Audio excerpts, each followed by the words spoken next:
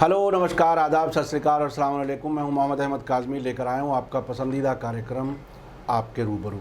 इस कार्यक्रम में हम आपको बहुत सी वो ख़बरें और ख़बरों के पीछे जो कुछ हो रहा है और जो कुछ बताया जा रहा है सिर्फ उतना ही नहीं है, ये सब बताने के लिए कुछ जानकार लोगों से आपकी मुलाकात कराते हैं। अभी हाल ही में जिस तरह से जुडिशरी काम कर रही है, जिस तरह से हुकूमत बिहेव कर रही है, जो कुछ हो रहा है वो आपको हर दिन अखबारात के ज़रिए मालूम होता रहता है। अभी प्रशांत भूषण जो बड़े जाने माने वकील हैं और एक्टिविस्ट हैं, उनका और सुप्रीम कोर्ट के बीच में कुछ एक तरह से टकराव जैसी हालत नज़र आ रही है। और उन्होंने कोई हाल ही में एक ट्वीट किया था जिस पर सुप्रीम कोर्ट नाराज़ हुई, और उसके बाद और वो ट्वीट भी बहुत ही दिलचस्प था, ख़ुद चीफ जस्टिस ऑफ इंडिया के बारे में था। वो एक गैर मामूली किस्म की मोटरसाइकिल शायद ड्राइव कर रहे थे या टेस्ट कर रहे थे। उसके बाद जो कुछ सूरत हाल बनी वो ये कि उन पर कंटेम्प्ट ऑफ कोर्ट का नोटिस चला गया, और अब जवाबी कार्रवाई के तौर पर न सिर्फ प्रशांत भूषण बल्कि उनके साथ द हिंदू अखबार के former editor N Ram, former cabinet minister Arun Shourie, उन्होंने भी मिलकर के एक याचिका दायर की है सुप्रीम कोर्ट में। तो बहुत ही गैर मामूली किस्म का टकराव नज़र आ रहा है, और जुडिशरी किस तरह से क्या कुछ हो रहा है वो सब आपके सामने है। आज ख़ास मेहमान मेरे साथ हैं, जाने माने वकील और सोशल एक्टिविस्ट और प्रेसिडेंट हैं राष्ट्रीय मुक्ति मोर्चा के रविंद्र कुमार जी। वेलकम है रविंद्र कुमार जी आपका मीडिया स्टार वर्ल्ड में। आप बताइए कि ये किस तरह का, यानी वो बिल्कुल ऐसा लग रहा है जैसे बिल्ली के गले में कौन घंटी बांधे, और उस जैसी हालत है, और हर इंसान कंटेम्प्ट ऑफ कोर्ट का नाम सुनते ही खामोश हो जाता है। आखिर ये कंटेम्प्ट ऑफ कोर्ट है क्या, और प्रशांत भूषण का मामला क्या है? ये जो स्थिति है ये बड़ी रस्साकशी वाली स्थिति है, टग ऑफ वॉर जिसे बोलते हैं ना, कि चार पहलवान इधर हैं, कुछ पहलवान उधर हैं, और वो रस्साकशी कर रहे हैं कि देखते हैं जीतता कौन है। हाँ। और इसीलिए रस्साकशी की वजह से आम जनता की दिलचस्पी इस मामले में बढ़ गई है। नहीं तो आप देखेंगे कि हिंदुस्तान में कंटेम्प्ट ऑफ कोर्ट दो तरह की होती है, एक सिविल और एक क्रिमिनल। हाँ। और बहुत सारी होती हैं, और लोगों को ये भी नहीं पता कि कंटेम्प्ट ऑफ कोर्ट कितनी हिंदुस्तान में है। तो हमारे यहाँ लॉ कमीशन है, तो लॉ कमीशन ने 2018 में एक रिपोर्ट दी थी जिसमें कहा था कि हिंदुस्तान में 2018 के समय में 99,883 सिविल कंटेम्प्ट के केस हैं, और 882 केस जो थे क्रिमिनल कंटेम्प्ट के केस उस समय पूरे हिंदुस्तान में चल रहे थे। कंटेम्प्ट ऑफ कोर्ट एक्ट जो है, ये एक्ट 1971 में इंदिरा गांधी के टाइम में बनाया गया था। उससे पहले हिंदुस्तान में कंटेम्प्ट ऑफ कोर्ट को ही माना जाता था कि अदालतों के पास एक इनहेरेंट पावर है भारत के संविधान में, जो हाई कोर्ट और सुप्रीम कोर्ट इस्तेमाल करती हैं, और उसी के तहत वो किसी को कंटेम्प्ट में भेजते थे। अब कंटेम्प्ट ऑफ कोर्ट एक्ट जो है 1971 में जब बना, तो उसमें सेक्शन 2A है जिसमें एक आ गया है कि कोई व्यक्ति अपने कहे हुए शब्दों से, अपने लिखे हुए शब्दों से या इशारों से अदालत की अवमानना नहीं कर सकता जिससे अदालत की प्रतिष्ठा और मान पर चोट आए। और अगर वो ऐसा करता है तो वो क्रिमिनल कंटेम्प्ट का भागीदारी होगा। और सिविल कंटेम्प्ट ये होती है कि अदालत ने कोई ऑर्डर दिया आपको कि आपको फलाने काम को नहीं करना, या डिग्री दी है, प्रोहिबिशन दिया, और अगर आप उसको कहीं नज़रअंदाज करते हैं या उसकी हुक्म उदूली करते हैं तो उसे सिविल कंटेम्प्ट कहते हैं। तो ये दो कंटेम्प्ट हिंदुस्तान में चलती थी। अब यह है कि 1971 में जब कंटेम्प्ट ऑफ कोर्ट एक्ट आया तो इसके बारे में एक विशेष बात यह है कि 1931 में आखिरी मुकदमा कंटेम्प्ट ऑफ कोर्ट का ब्रिटेन में चला। अच्छा। उसके बाद वहाँ पर ब्रिटेन में कोई भी केस जो है कंटेम्प्ट ऑफ कोर्ट का नहीं आया, और हिंदुस्तान में कंटेम्प्ट ऑफ कोर्ट का कानून जो है उसके 40 साल बाद आया। तो हम जो है एक पुराने कानून को यहाँ जिंदा करते हैं, और जिंदा करके कहते हैं कि हम लोगों को अदालत की किस तरह से इज्जत की जाती है सिखाया जाएगा। तो जीवन में दो सिद्धांत हमेशा याद रखने चाहिए। एक तो यह है कि इज्जत जो है ना वो कमाई जाती है, यानी अगर आप डंडे के जोर पे कहें कि तुम मुझे नमस्ते करो, तुम मुझे वो करो, तो ऐसे आदमी को लोग अपनी जुबान जब ही जुबान में कहते हैं हिटलर है ये। हिटलर का मतलब यह है कि ये आदमी चाहता है कि मेरे को जबरदस्ती इज्जत दी जाए। तो अदालतों को एक तो इज्जत अपनी कमानी चाहिए, अपने कामों से, अपनी जो फैसले हैं उनसे, और कभी भी लोगों को ये नहीं लगना चाहिए कि हम अदालत आए हैं तो यहाँ दूध का दूध और पानी का पानी नहीं हुआ। अगर ये लगे कि दूध का दूध और पानी का पानी नहीं हो रहा तो इसका मतलब है कि लोगों के मन में अदालत जाने की इच्छा ही नहीं होगी और उनकी रुचि भी कम हो जाएगी। जी जी। और मैं ये कह सकता हूँ कि हिंदुस्तान में लोग जो है अदालत जाते हैं आज के समय में तो इस तरह नहीं जाते कि वो न्याय के मंदिर में जा रहे हैं। हम न्यायालय बोलते हैं, जी, जी। न्याय का मंदिर। आदमी डरते हुए जाता है, जैसे थाने में जाता है कि यहाँ भी मेरी खाल उतारी जाएगी, मैं अस्पताल जा रहा हूँ यहाँ भी मेरे कपड़े उतारे जाएंगे, मैं अदालत जा रहा हूँ यहाँ भी मेरी ऐसी की तैसी होगी। तो जिन जगह आपको जाते हुए डर लग रहा है तो मैं कहूँगा कि वो अदालतें नहीं हैं, और एक तरह से हिंदुस्तान की सारी अदालतों की जो अवमानना है लोगों की निगाह में पहले ही आ चुकी है। जी जी जी। अब ये सवाल आता है कि ये जो प्रेजेंट मुकदमा है प्रशांत भूषण का मामला ले लीजिए, उससे पहले भी बहुत सारे ऐसे मामले हुए हैं। आपको याद होगा, आप पत्रकार की दुनिया के आदमी हैं, एक पंजाब केसरी अखबार में एक बार उमेश लखनपाल एक जर्नलिस्ट होते थे, उन्होंने एक खबर छाप दी कि एक पार्टी हुई जहाँ पर लड़कियाँ जो है नंगी होकर एक तालाब में तैर रही हैं स्विमिंग पूल में, और वहाँ पर हाई कोर्ट के, दिल्ली हाई कोर्ट के बहुत सारे जज मौजूद हैं, वहाँ के लेफ्टिनेंट गवर्नर भी मौजूद हैं, और वो मामला इतना ज़्यादा बढ़ा कि अदालत को जो है सो मोटो कंटेम्प्ट इशू करने की धमकी देनी पड़ी, उमेश लखनपाल को माफ़ी मांगनी पड़ी, और दिल्ली के जो उस समय के गवर्नर थे HL कपूर, उन्हें इस्तीफा देना पड़ा। जी जी। तो इस तरह के बहुत सारे मामले आपकी निगाह से और हमारी निगाह से भी गुजरते हैं, और 2-3 ऐसे मामले हैं जो भी हाल में ही हुए हैं जिनको आप देखेंगे तो बड़ा अजीब लगेगा। एक जस्टिस कर्णन का मामला है जो कि मद्रास हाई कोर्ट के जज थे, उन्होंने 33 जजों पे, यानी 14 सुप्रीम कोर्ट के जजों पे और 19 जो है तमिलनाडु जो हाई कोर्ट है, मद्रास हाई कोर्ट, उसके जजों पे आरोप लगाए, और उसके बदले में उनको पहले तो कलकत्ता ट्रांसफ़र किया गया और बाद में उनको जो है 6 महीने की सज़ा दी गई और उनको 6 महीने जो है जेल में रहना पड़ा। दूसरा मुकदमा आप देखेंगे इसी तरह का, वो है सुब्रत राय सहारा का। सहारा श्री अपने को कहने वाले सुब्रत राय सहारा को आप देखेंगे कि 4 मार्च 2014 को सुप्रीम कोर्ट ने अवमानना के मामले में जेल भेजा, और वो वहाँ तकरीबन 22 महीने रहे। उनकी जमानत जो है, इंटरिम जमानत उनकी मां के मरने पे 6 मई 2016 को हुई। और उसके बाद देखेंगे कि कंटेम्प्ट ऑफ कोर्ट में जो प्रोविज़न है वो ये है कि कोई भी आदमी अगर अदालत की अवमानना करता है तो अधिकतम 6 महीने वो जेल में रह सकता है। तो सुब्रत राय के वकील जो है अदालत में खड़े होकर बार बार कहते थे कि जी जितनी सजा मिलनी है उतनी तो मुझे विचाराधीन कंटेम्नर के रूप में आपने दे दी है, और उससे ज़्यादा भी दे दी है, और आज भी वो उसमें बेल में है। तो जो वकील हैं या जो कानून के जानकार हैं, सुब्रत राय सहारा ने हर हिंदुस्तान के बड़े वकील को, चाहे वो किसी भी पार्टी का हो, किसी भी हैसियत का हो, उसको अपना वकील बनाया है अपने केस में, और सबका एक ही सवाल होता है और उसका जवाब अदालत से नहीं आया। सिर्फ एक बार जस्टिस TS ठाकुर ने कहा था कि तुम हमें समझा रहे हो कि हमने तुम्हें जेल क्यों भेजा है, तो हम तुम्हें बता सकते हैं कि हम तुम्हें जेल भेज सकते हैं। तो अदालत के पास अगर जवाब का, यानी वो अना का मसला बन गया। वो उन्होंने ये कहा हमारे पास इस बात का अख्तियार है, कौन सा अख्तियार है ये नहीं बताया। जी जी, ये बहुत ही गैर मामूली सी अजीब बात है। अच्छा, दूसरी बात ये कि जो आम तौर पर लोगों से कह दिया जाता है, ज़बानी भी कह दिया जाता है, ये बात ना करो, कंटेम्प्ट ऑफ कोर्ट हो जाएगा। अगर कंटेम्प्ट ऑफ कोर्ट की कार्रवाई होती है मसलन किसी आम आदमी पर, ये तो सुब्रत रॉय चौधरी का आपने बताया, ये एक पत्रकार का बताया, इसमें प्रोसेस क्या है आखिर? क्या गवाही के उसके लिए किसी ना किसी को उसके खिलाफ भी तो आना पड़ेगा बताने के लिए? देखिए दो तरह की कंटेम्प्ट होती है। एक कंटेम्प्ट तो होती है जो कोई पार्टी डालती है, मान लो कोई मुकदमा चल रहा है, उसमें किसी आदमी को लगा या मैं जिम्मेदार नागरिक के रूप में मैं भी जाके मुकदमा डाल सकता हूँ कि भाई अदालत की अवमानना हो रही है और अदालत इस पर एक्शन ले। और दूसरा ये है कि अदालत सुओ मोटो भी, अदालत को अदालत में लगे कि हमारी अवमानना हो रही है, तब भी वो अदालत जो है खुद जो है उसका संज्ञान ले सकती है। लेकिन एक मजे की बात और है इस कानून में कि खुद अदालत पे भी अदालत की अवमानना का मुकदमा चल सकता है, यानी जज can also do contempt in his own case. अच्छा, कि अदालत भी अदालत की अवमानना कर सकती है, जज भी अदालत की अवमानना का दोषी होता है। और ये जो कर्णन है उनके मामले में यही हुआ है, वो जज थे तब भी उनको ये कहा, तो वो अदालत थे। तो इसलिए ये सवाल जो है प्रशांत भूषण ने उठाया है कि भाई सुप्रीम कोर्ट के चीफ जस्टिस का और सुप्रीम कोर्ट की अवमानना का, ये दोनों अलग अलग इंस्टीट्यूशन है, एक इंस्टीट्यूशन नहीं है। इन दोनों को अलग अलग इंस्टीट्यूशन मानना चाहिए। और दूसरी बात यह है कि जब भी आप क्रिमिनल कंटेम्प्ट का कोई भी केस शुरू करते हैं तो उससे पहले स्टेट के अटॉर्नी जनरल से या केंद्र के अटॉर्नी जनरल को उसमें जो है अपनी परमिशन, अपनी संतुति यानी एक्सेप्टेंस या रिकमेंडेशन करनी चाहिए।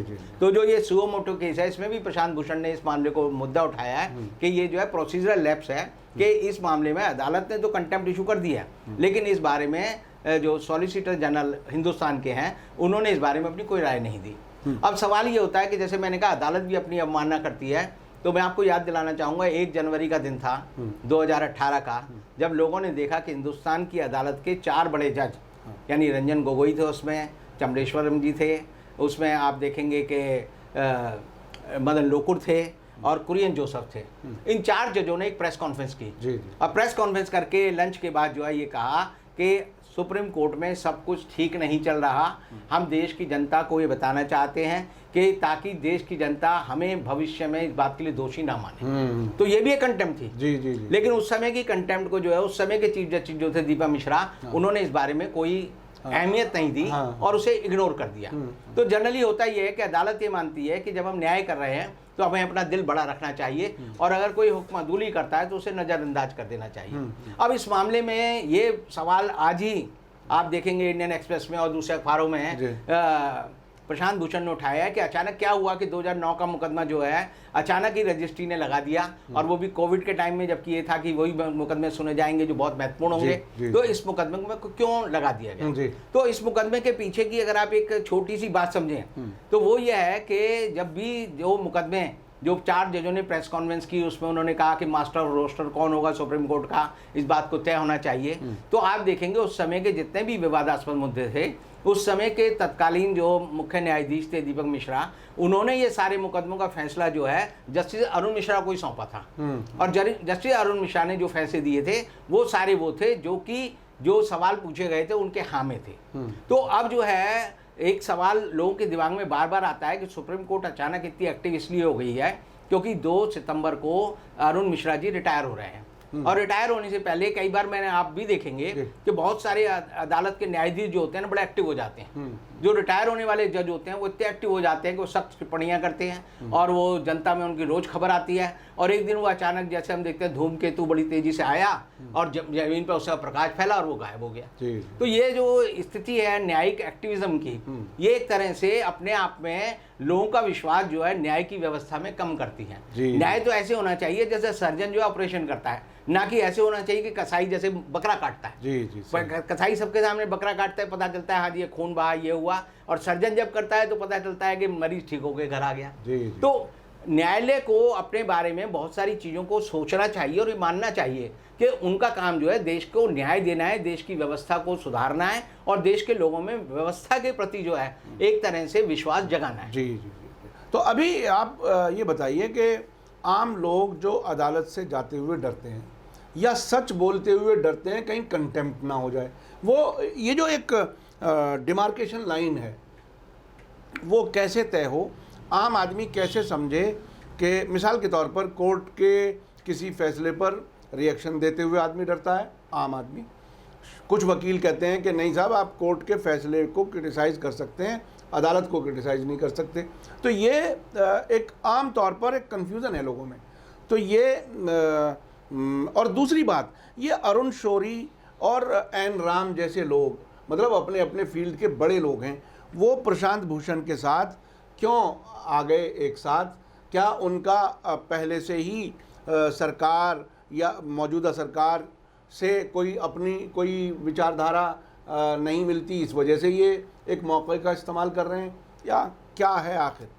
एक कहावत है, दूर के ढोल बड़े सुहावने होते हैं। हाँ, तो दूर के ढोल अगर स्वभावने हैं तो आप बड़े अच्छे लगेंगे, कभी मौके बेमौके बज रहे हैं। जी। लेकिन अगर आपके घर के बाहर ही कोई लगातार ढोल बजाने लगे तो आपके कान फट जाएंगे, कहेंगे भाई माफ़ कर। जी। तो ये जो अदालत का एक्टिविज्म है ये दूर से बड़ा सुंदर लगता है, बड़ा भावना मायावी है। हाँ, लोगों को लगता है इंसाफ हो रहा है। जी हाँ, लेकिन जब आप अदालत जाते हैं तो अक्सर लोग एक ही बात कहते हैं कि अदालत में अगर आप जाओगे तो अदालत की दीवार जो है वो भी पैसे मांगती है, कहती है दे दे।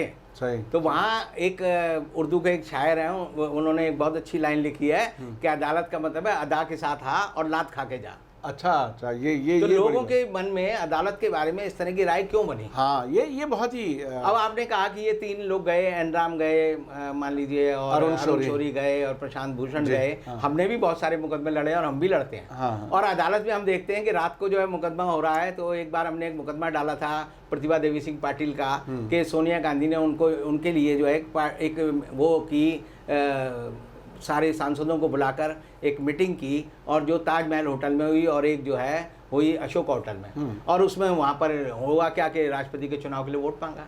जब वोट मांगा तो मैंने मुकदमा डाला। वो मुकदमा मैंने डाला तो वो मुकदमा बड़ा विचित्र मुकदमा था कि वो सुबह से लेकर 10:30 बजे से शाम के 5:30 बजे तक बहस हुई, और एक जज थे रविंद्र भट्ट जो अब सुप्रीम कोर्ट के जज हैं, उन्होंने उस पर नोटिस कर दिया। नोटिस करके हम बड़े खुश हो गए। बाहर जब आए तो मैंने लेखी साहब को कहा कि भाई अब तो नोटिस हो गया, अब कल सुनवाई होगी। लेखी साहब बोले रात को रोस्टर बदल जाएगा, और अगले दिन रोस्टर बदल गया, और हमारा वो जो मुकदमा था सुबह ही सुबह डिसमिस हो गया। उसके बाद हम लोग जो है सुप्रीम कोर्ट गए। तो सुप्रीम कोर्ट गए तो वहाँ पर हम जो मुकदमे को लड़ रहे थे तो सारे जज बैठे हुए थे, अटॉर्नी जनरल पेश हुए, और हमने अपनी पिटीशन में हर जगह लिखा था अक्यूज सोनिया गांधी, अक्यूज सोनिया गांधी। और जो भी जज कहता था तुमने, वो हमसे बार बार कहते थे कि तुमने क्यों नहीं कहा कि ये अक्यूज्ड है, तुमने कहाँ लिखा है अक्यूज्ड है। हम जब तक पढ़ के बता देते, दूसरा जज कहता था कहाँ लिखा है अक्यूज्ड है। तो मैं आपको बताऊंगा, अगले दिन टाइम्स ऑफ इंडिया ने खबर छापी कि पिटीशन में और कंप्लेंट में 22 जगह लिखा था अक्यूज सोनिया गांधी, लेकिन सुप्रीम कोर्ट वो शब्द ढूंढने में नाकाम रही। तो अदालत अगर उसे अन्याय करना हो, जैसे मुगल आजम फिल्म देखी होगी आपने, तो उसमें संग तराश कहता है कि बादशाह के जुल्म में और बादशाह के खुश होने में कोई फर्क नहीं होता। तो आपको अपनी निगाह ठीक रखनी होगी। और ये जो तीनों लोग खड़े हुए हैं, ये अदालत में एक तरह से दूध के जले हैं। इन्होंने जब राफेल का केस डाला तो इनकी सुनवाई नहीं हुई। सुप्रीम कोर्ट में जब हिंदुस्तान के सीबीआई के चीफ गए और उन्होंने कहा जी मेरे साथ ये अन्याय हो रहा है, तो उनकी भी सुनवाई नहीं हुई। आप देखेंगे कि पूरा मामला जो है लिफाफेबाजी में खत्म हो गया। सुप्रीम कोर्ट ने एक नई व्यवस्था शुरू की है कि अदालत को जो भी बात बतानी है लिफाफे में दे दो, वो सीलबंद लिफाफा रहेगा। जज और जो सरकार है उनके बीच में क्या बात हो रही है ये दूसरी पार्टी को भी नहीं पता चलेगा, जनता को भी नहीं पता चलेगी, और इसको हम कहते हैं जी न्याय हो रहा है। तो अगर आप इस पर टिप्पणी करेंगे तो कल को वो कहेंगे जी आपने भी अदालत की हुक्मदुली की है। तो ये जो है परसेप्शन जो है, न्याय होना नहीं चाहिए, न्याय दिखना भी चाहिए कि न्याय हो रहा है। अगर आप न्याय कर रहे हैं और न्याय सामने वाले को लग रहा है कि दिख रहा है कि ये न्याय नहीं हो रहा, तो वो अदालत की अवमानना करेगा, चाहे वो इशारे में करे या आंख के इशारे में करे या देख के घूर के करे। तो घूरना भी अपने आप में जो है एक तरह से अवमानना होती है, लेकिन उसका कोई सबूत आपके पास पहले नहीं होता था।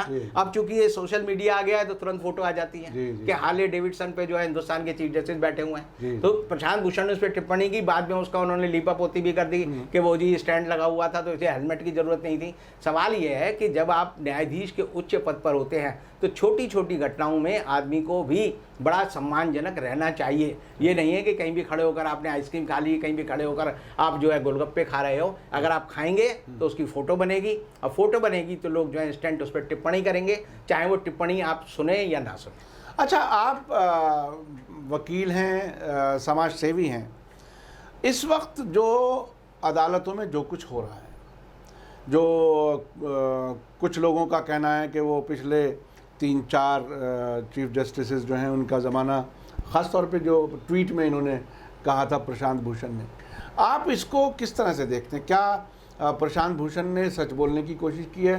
क्या ऐसा ही है जैसा वो देख रहे हैं, या कोई इल्ज़ाम है? ये क्या है आपको? प्रशांत भूषण ने जो सच बोला है वो इतना सा बोला है। अच्छा, अगर आप कैरवान मैगजीन पढ़ेंगे तो उसमें लगातार 35 पेज छापे गए थे कि हिंदुस्तान के किस किस चीफ जस्टिस ने क्या क्या करतूत की और उसका असर क्या हुआ। कैरवान लगातार छापती है, द वायर एक एजेंसी है वो इतना छापती है, इंडियन एक्सप्रेस इतना छापता है, फ्रंट लाइन लगातार छापता है, टेलीग्राफ लगातार छापता है। लेकिन इतने बड़े संस्थानों की वो जो खबरें होती हैं, चूंकि उनमें सच्चाई बहुत ज़्यादा होती है, तो अदालत चाहती है इसको जो है कारपेट के नीचे दबा के बंद कर दिया जाए। छोटी बात को बड़ा बनाकर उसको सजा देने से फायदा ये होता है कि बड़ी बात लोगों को नहीं पता चलती। अगर आप कैरवान को, अगर सुप्रीम कोर्ट कहे कि भाई ये तुमने लगातार हमारी जो है हुक्मदुली कर रहे हो, अवमानना कर रहे हो, हमारे बारे में सारे जजों के बारे में बात छाप रहे हो, तो वो सब लोग जो है खरीद के उस इशू को पढ़ेंगे और वो इशू जो है 5-5 हज़ार रुपए में बिकेगा। तो बड़ी बात करने की जगह आप क्या करें कि इस आदमी ने मुझे चुटकी भरी, इस बात पे अगर आप मुकदमा चलाकर उसे दंड देना चाहें तो अदालत समझती है कि इससे लोगों को एक प्रेरणा मिलेगी कि डर के रहो। लेकिन वो ये नहीं जानती कि डर जो होता है मन का होता है। गांधी जी को जब चंपारण में भेजा गया तो मजिस्ट्रेट ने कहा मैं तुम्हें जेल भेज दूंगा, तुम्हारा अगर जमानती है तुम्हें छोड़ दूंगा। गांधी जी ने कहा नहीं मैं जेल जाऊंगा। तो बाद में मजिस्ट्रेट ने पूछा भाई तुम जेल क्यों जाना चाहते हो, तो गांधी जी ने कहा कि मेरे जेल जाने से जो मैसेज सब पे जाएगा वो इतना बड़ा होगा कि अगर मैं जमानत ले लूंगा तो मैसेज खत्म हो जाएगा। तो मैं हमेशा मानता हूं कि अगर आप सच के लिए लड़ रहे हो, प्रशांत भूषण को कहना चाहिए अगर आप मुझे जेल भेजना चाहते हैं भेज दो, लेकिन इन सवालों का जवाब तो देना ही चाहिए। और ये सवाल इतने बड़े हैं कि कैरेवान ने जो कहा, मैं पढ़ पढ़ के दुखी हो जाता हूँ। आज इशू आता है, अगले दिन ही पता चला कि वो हॉकर के यहाँ से ही बिक गया, वो इकट्ठा खरीद लिया जाता है, सारा बिक जाता है। और जब वो बिक जाता है तो आपको पता ही नहीं चलता कि वो बात छपी भी थी या हुई भी थी, और खुद पब्लिशर को पता नहीं चलता कि पब्लिक में गया या कहाँ चला गया। मैं आपको एक बड़ी अच्छी बात, अजीब बात बताऊंगा कि एक बहुत बड़े संत हैं जो कि यहाँ पर छतरपुर में उनका बहुत मंदिर है, सिख हैं, सिख धर्म के हैं, नाम नहीं लूंगा मैं उनका। तो मेरे को एक लेडी आई, बोली जी आप हमारे बाबा जी के पास चलो। हम बाबा बिरसा सिंह थे, उनका नाम बता भी दूं चलो। तो मैं उनके पास गया तो मैंने लगा ये आदमी कुछ गड़बड़ है। तो मैं आया तो वो लेडी बोली आपको बाबा जी ने प्रभावित नहीं किया। मैंने कहा बाबा जी मुझे कुछ फ्रॉड लगे। तो बोली जी कैसी बात करते हो, आपको शर्म नहीं आती? मैंने कहा जी शर्म तो आती है, लेकिन जो मुझे लगा वो मैं अपने मन की बात कही। तो उससे नाराज होकर मुझे कहा मैं आपको कहाँ उतारूं? तो अब हम 3 मूर्ति भवन के पास थे, मैंने कहा आप मुझे 3 मूर्ति उतार दो। उसे मुझे 3 मूर्ति उतारा, मैं 3 मूर्ति लाइब्रेरी चला गया, जवाहरलाल नेहरू मेमोरियल लाइब्रेरी। वहाँ मैं बड़ा परेशान था, तो मैंने एक सेल्फ में संडे की मैगजीन लगी हुई थी, मैंने उतारी और मैंने एक पेज खोला। वो पेज संडे का एक इशू था जो बाबा बिरसा सिंह के बारे में था।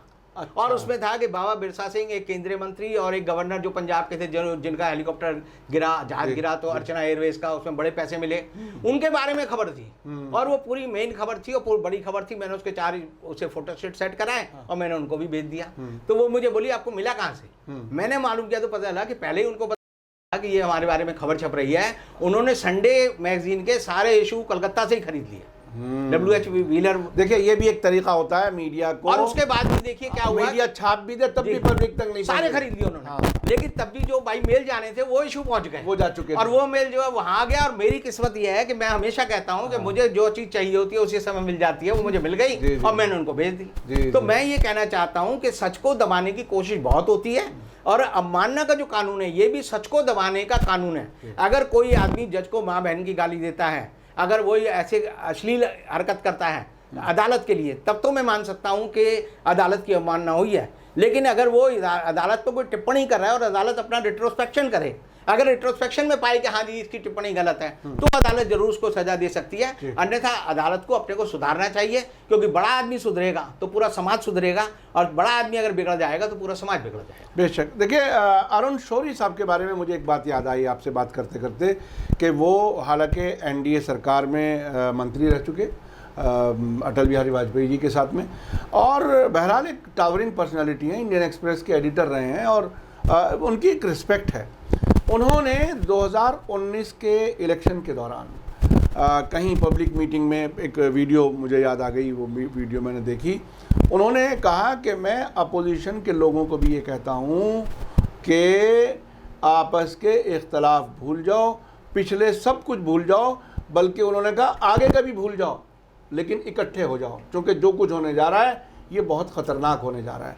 अब अरुण शौरी साहब उस ख़तरनाक को शायद फेस कर रहे हैं, महसूस कर रहे हैं। ये जो अदालत में सुप्रीम कोर्ट में आए हैं प्रशांत भूषण जी के साथ, आपकी इसमें यानी अरुण शौरी जी के का जो ख़ास तौर पर एक ऑब्जेक्टिविटी उनके यहाँ रही है, क्योंकि पत्रकार हैं बुनियादी तौर पर, वो अपनी पार्टी को भी क्रिटिसाइज़ करने में उन्होंने कभी झिझक महसूस नहीं की। मुझे आज भी एक बार याद है कि मैं खुद पैदल पार्लियामेंट स्ट्रीट पर तकरीबन संसद भवन से ऑल इंडिया रेडियो दूरदर्शन की तरफ जा रहा था। उस ज़माने में उनका मंत्रालय वहीं नज़दीक था जहां आज नीति आयोग है।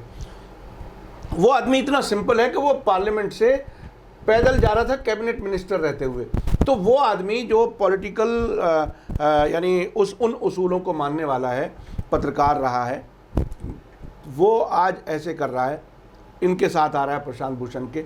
आप उसको इस तरह से किस तरह से देखते हैं इस चीज़ को? देखिए, आप अरुण शौरी की बात करें, उनके पिताजी की बात करें, जी शौरी, वो भी बड़े ICS थे, लेकिन उसके बाद बड़े शांत जीवन और बड़ा सादा जीवन उन्होंने जिया। ICS यानी आप उन्हें देखेंगे जीवन में तो ऐसे थे जैसे आम आदमी की तरह, वो अदालत के बाहर बैठे रहते थे। जी।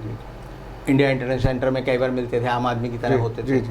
ये ऐसा होता है, मुझे लगता है कि जीवन का जब एक अंतिम समय आता है तो आदमी को अपने जीवन के सारे किए हुए अच्छे और पुराने और बुरे कर्म याद आते हैं। जी जी। अरुण शौरी एक अच्छे पत्रकार थे, लेकिन वो संघ की विचारधारा से प्रभावित हुए, कुछ उन्हें आरएसएस ने आकर्षित किया, और उस समय आप देखेंगे कि डिसइन्वेस्टमेंट के मिनिस्टर थे वो, जी जी। और उन्होंने वो काम किए जो उन्हें नहीं करने चाहिए। जी जी जी। तो उनकी आत्मा पर एक बोझ है जिसको वो दूर करना चाहते हैं।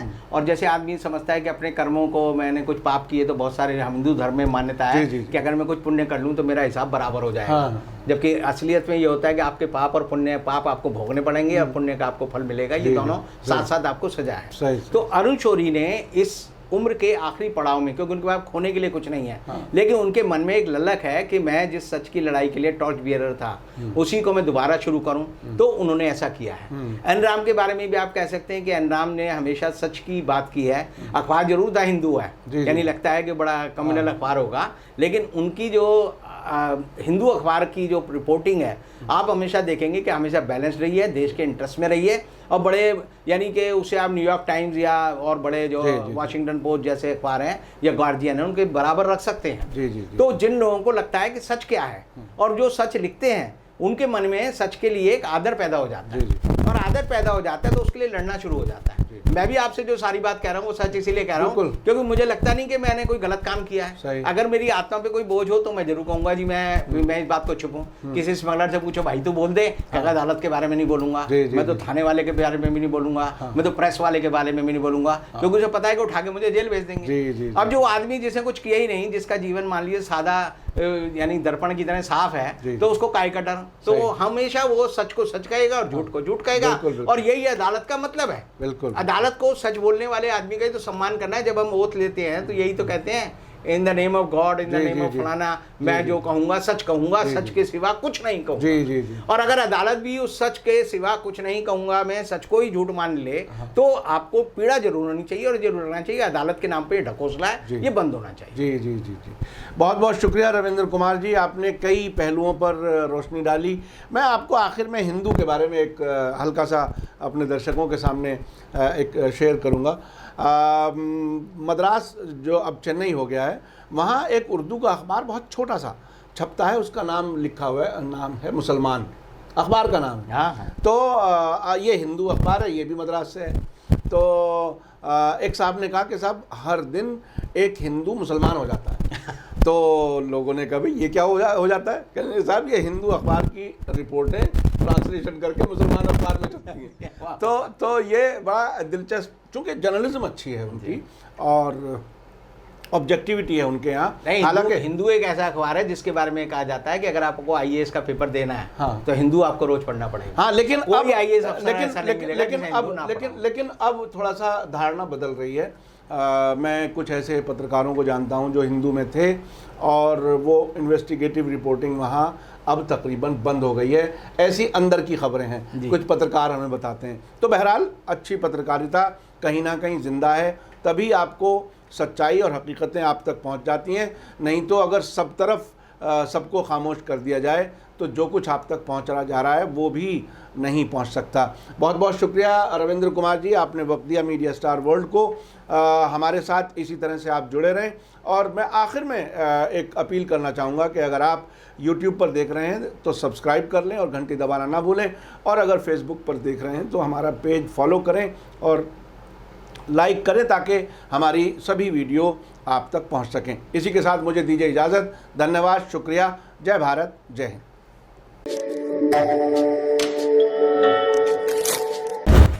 मीडिया स्टार वर्ल्ड की और वीडियो देखने के लिए हमारे चैनल को सब्सक्राइब करें और सीधे नोटिफिकेशन पाने के लिए बेल आइकन दबाएं।